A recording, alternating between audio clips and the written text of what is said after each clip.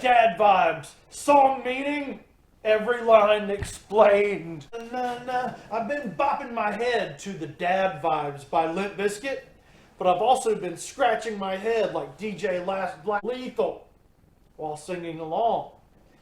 Let's figure out these lyrics together. First lines of the song are clear enough, with a proud papa strutting a new outfit for mama. But then Freddie D goes to the zoo for some gorillas in the mist.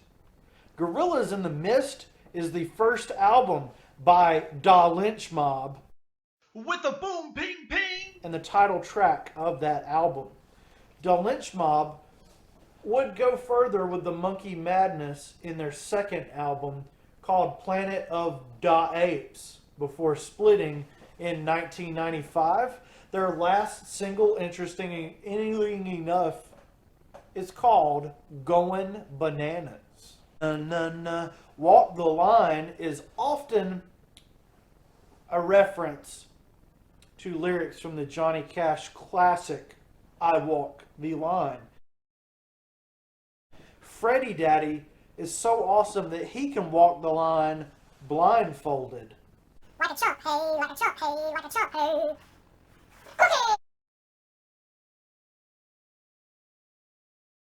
Keep in mind, though, because you haven't seen a dad like this before, that he will be riding in on a rhinoceros.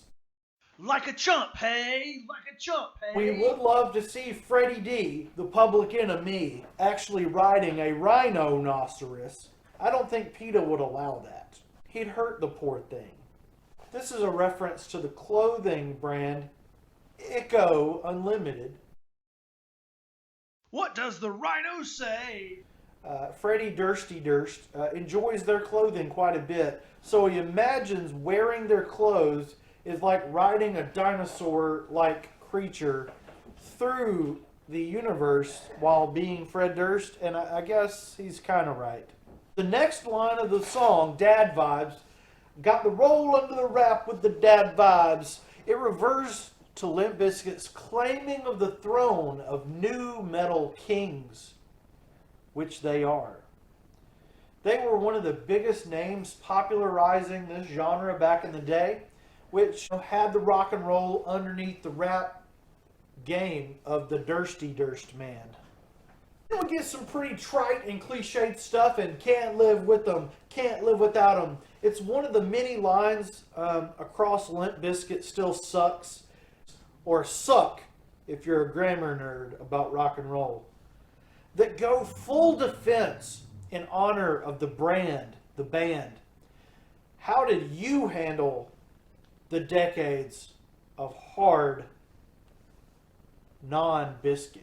New kids on the block got a bunch of hits. Chinese food makes me sick. And I think it's fly when girls stop by for the summer, for the summer. Chinese food is the best. But when Fred Durst talks about Rip here, he doesn't want anyone resting in peace. That's not what Fred Durst is talking about when he's talking about the Rip. Rip can stand for many things, but for Fred Durst, he is talking about role-playing in public. That's right. His new persona and his old persona are out in public domain for us to mock. But what of the real man behind the Fredrrick Durstenstock persona? The real Fredrrick Durstenstock. Will we ever get to see this man?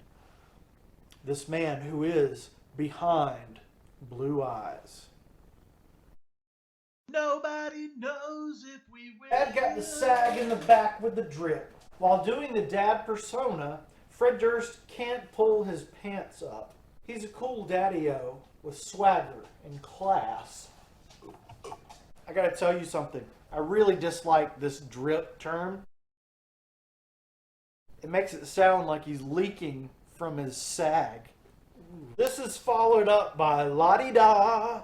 I'll let the dictionary help me out on this one. Do this drippage.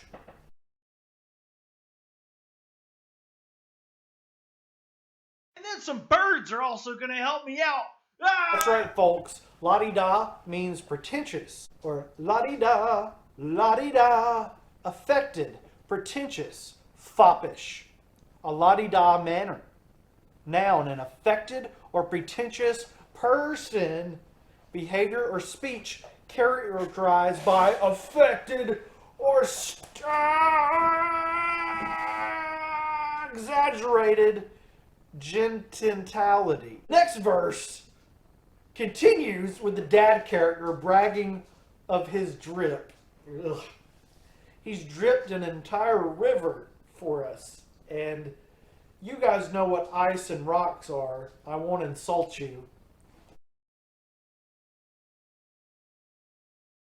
Dad don't stop indicates that Fredrrick will not stop at stop signs or red lights, which is troubling. Don't ever go to Florida, people. The one expletive. That's right, this song has some cussing in it. It's very, very troubling, very traumatic for me. The one expletive in this song, the D word, is connected with his mop, indicating that Fred Durst is frustrated with his household chores of 2021.